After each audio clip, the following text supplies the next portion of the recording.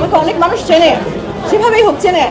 আমার জীবন আজকে হুমকির মুখে, আমার স্বামী আমার সাথে এরকম আচরণ করতেছে। বাকি মেয়েগুলোর কথা চিন্তা করেন, এই দেশে এই সমাজে যৌতুক কতটা ভয়াবহভাবে স্প্রেড আউট এটা চিন্তা করেন। তোকে ডিভোর্স দিব, তুই কোনো টাকা পয়সা পাবি না, তুই 18টা মামলা কর। ওই রকম ম্যাজিস্ট্রেটকে আমি পকেটে নিয়ে ঘুরি। সংসার কোনো মেয়ে চাইলে একা করতে পারে না, এটা স্বামী স্ত্রী দুজনেরই সংসার করতে চাইতে হবে।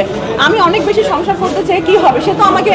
সে আমাকে বারবার বলতেছে যে তুই 18টা মামলা কর, তুই 20টা মামলা কর, আমি দেখবো তুই কোন ম্যাজিস্ট্রেট। সে আইনকে প্রশ্নবিদ্ধ করছে, সে আইনের প্রতি বৃদ্ধাঙ্গুলি দেখাইছে।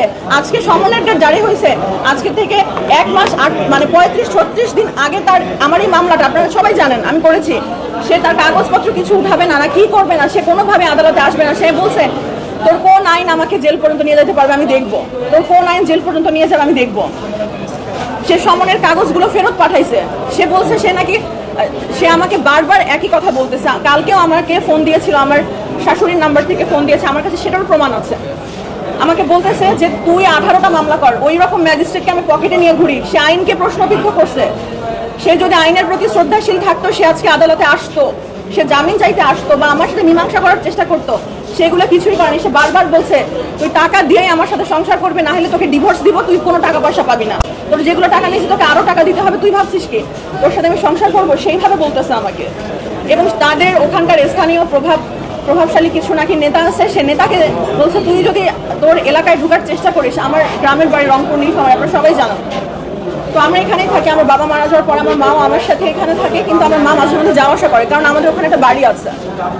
তো সে আমার নীলফামারীতে ঢোকাও আমার জন্য হুমকি স্বরূপ। সে বলছে তুই এখানে আসলে তুই যদি আসিস শুধু তুই দেখবি তোর জীবন নিয়ে তুই কোথাও ফেরত যেতে পারবি না, তোকে এত টুকরা টুকরা করবো, তোর মা তোকে মিলাইতে পারবে না, তোর বাপ তো মরে গেছে, এবার তোর মা তোকে ওই টুকরাগুলো তোকে মিলাইতে পারবে না। আমি আমার হোম টাউনে যাইতে পারতেছি না, আমার মা ওখানে আছে, আমার মাকে আনতে যাইতে পারতেছি না। সে বিভিন্নভাবে হ্যাঁ, এবং তার বন্ধু, সবচাইতে বড় তার হাতিয়ার হচ্ছে তার বন্ধু এবং তার এলাকার কিছু নেতা আছে, ওনাকে তাদেরকে দিয়ে আমাকে গুম করবে, আমার লাশ গুম করে দিবে। এটা কেমন কথা? আমি তার বিচার চাই। সে কেন আমাকে এইভাবে বলবে?